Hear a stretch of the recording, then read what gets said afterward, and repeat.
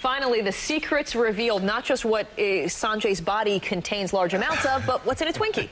We found out he's pure corn pone today. What's really in a Twinkie? Our chief medical correspondent, Dr. Sanjay Gupta, has been looking into it for his CNN special this weekend, Fed Up, America's Killer Diet. You know, legend has it that these things will last forever on the shelf because of what's inside. Can I just have one bite before you destroy it for me? I didn't think we'd be able to. You do not need a sugar rush. Oh, go ahead. How is it? Go ahead. Delicious. Yeah. Of course. It's one of the most famous processed foods of all time, and we've been told it can sustain a nuclear war. Only about 25 days, actually, as we found out. Twinkies and cockroaches. But why does it require taking such a simple food and trying to make it so complicated, and what really goes into constructing a Twinkie? We found out. With more than 500 million sold every year, chances are pretty good you've tasted a Twinkie. But have you ever wondered what's in one?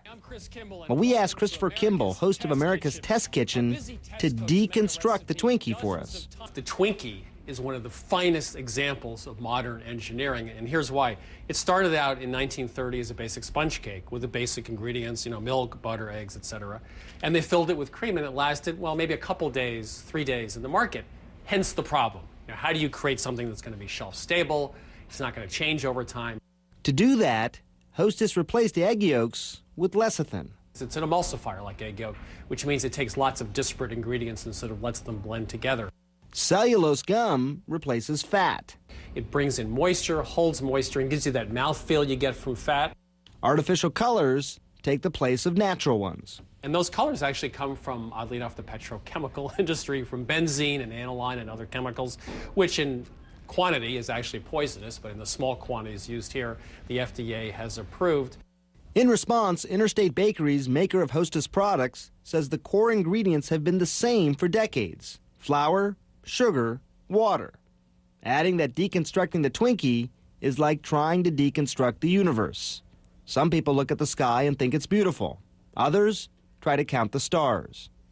Urban legend would have you believe a Twinkie can last for years. Hostess says just 25 days. I'm glad I took that bite first.